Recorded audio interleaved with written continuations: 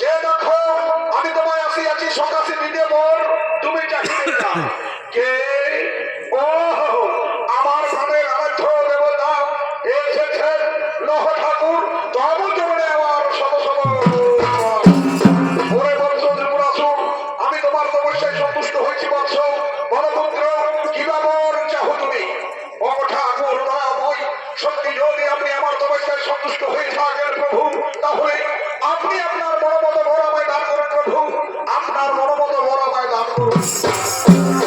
আমার মনোমত বর তাহলে শোনো বৎস ত্রিপুরাসুর, যে সন্তানকে তুমি তোমার স্ত্রীর গর্ভে করিয়া স্থাপন, আজ তপস্যায় সন্তুষ্ট করলে চতুর্ভুজ ব্রহ্মপদ্মাসন, যাও যাও রে বৎস, তোমার সেই স্ত্রীর গর্ভের সন্তান হবে চির অমর, কারু হস্তে তার না হবে মরণ, সে হবে ব্রহ্মা বিষ্ণু মহেশ্বরের মতো।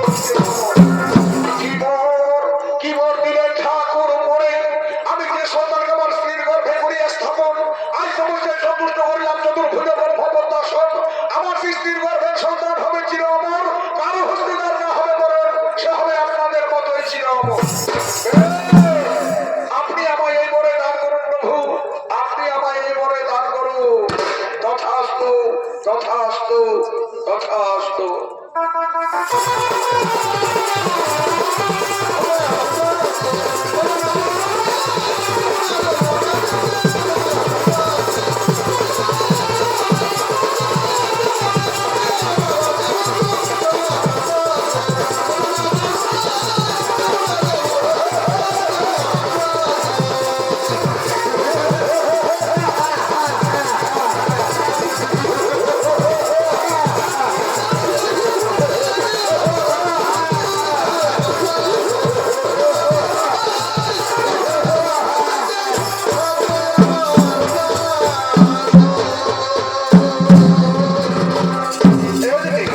এদিকে অসুরদত্ত ত্রিপুরাসুর ব্রহ্মদেবের কাছে বরপ্রাপ্তি হয়ে অট্টহাস্য করতে করতে গৃহের পথে করলেন গমন। আর ওদিকে ঠিক সেই সময় আজ নারদ মুনিকে সঙ্গে নিয়ে দেবাদিদেব মহাদেব করছেন বিশ্ব পরিভ্রমণ।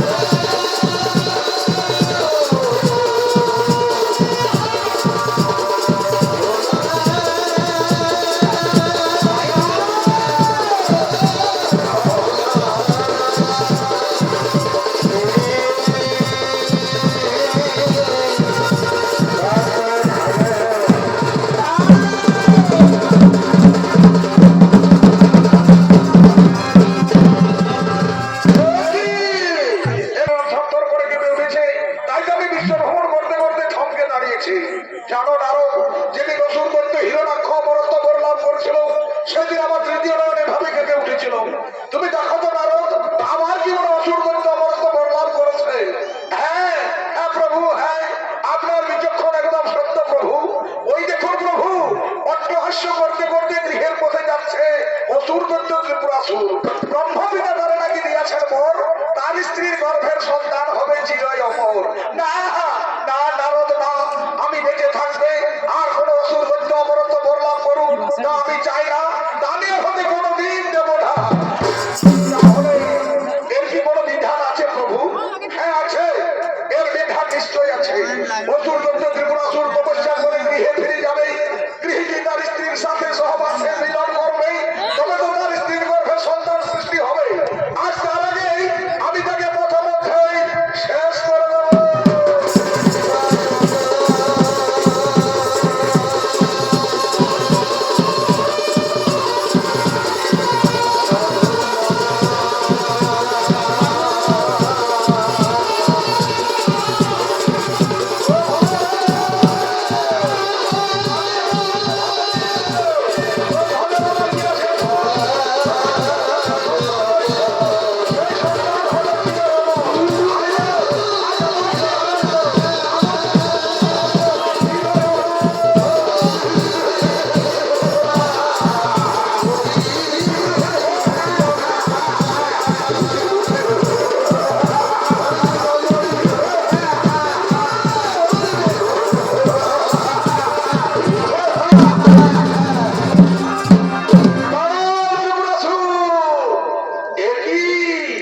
আজ আমি তপস্যায় সন্তুষ্ট করলাম ব্রহ্মদেবের চরণ, আর প্রথমে হইল আমার মহেশ্বর দর্শন।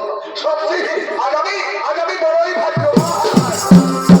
ওরে মূর্খ ত্রিপুরাসুর, ব্রহ্মদেবের কাছে বর প্রাপ্তি হয়ে অট্টহাস্য করে কাঁপা ত্রিভুবন, কিন্তু আমি বেঁচে থাকতে তোর মনের আশা কোনোদিন না হবে পূরণ। ওরে মূর্খ, তুই তপস্যা করে গৃহে ফিরে যাবি, গৃহে তোর স্ত্রীর সাথে সহবাসে মিলন করবি, তবে তো তোর স্ত্রীর গর্ভে সন্তান সৃষ্টি হবে। আজ তার আগে আমি তোকে প্রথমধ্যেই শেষ।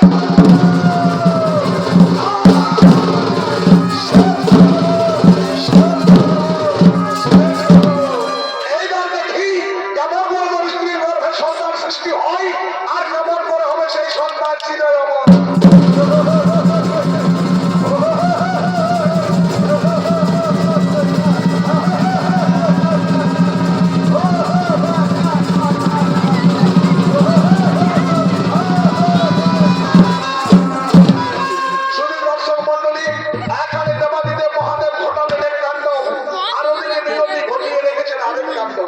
তার মৃত্যু যন্ত্রণায় ছটফট করতে করতে অসুর দৈত্য ত্রিপুরাসুর তার স্ত্রীকে ডাকছে।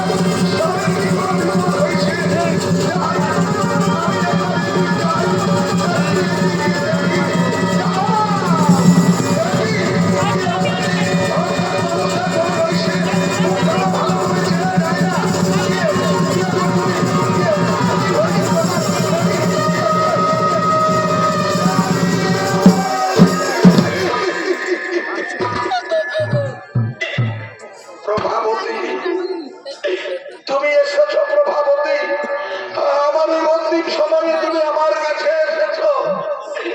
স্বামী, স্বামী গো, স্বামী। প্রভাবতী, আমি তোমায় বলেছিলাম না প্রভাবতী, যেদিন তপস্যার পরে তোমার আমার হবে মুখ দর্শন, সেই দিন হবে তোমার এই গর্ভের বছর। তুমি দেখো তো প্রভাবতী, আমাদের কি সন্তান হয়েছে। আমি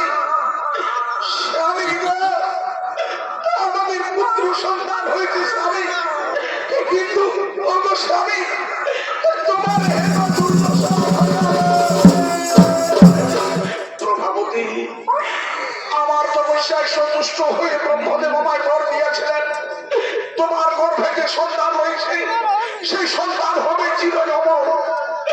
কিন্তু দেবাদিদেব মহাদেব তা সহ্য করতে পারলেন না। মহাদেব ভুল ভাবলেন। মহাদেব ভাবলেন আমি তপস্যা করে গৃহে ফিরে যাব, গৃহে গিয়ে তোমার আমার মিলন হবে, তারপরে তোমার গর্ভে সন্তান সৃষ্টি হবে। তাই তোমার আর আমার এই জীবনে যাতে আর কোনোদিন মিলন না হয়, তাই আমাকে প্রথম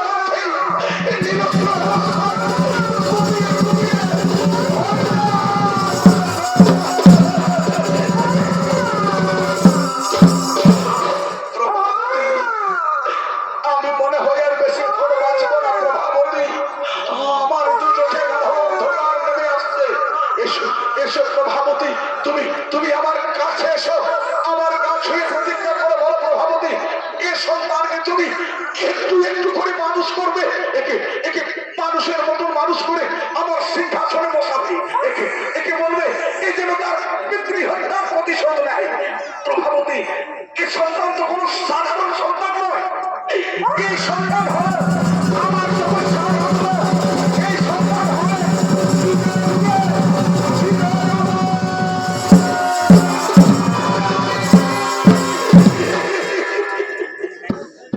স্বামী। তুমি আমায় একটিবার প্রভাবতী বলে ডাকো না স্বামী। তুমি আর আমার কাছে সাড়া দিচ্ছ না কেন? তুমি আমায় চিরজীবন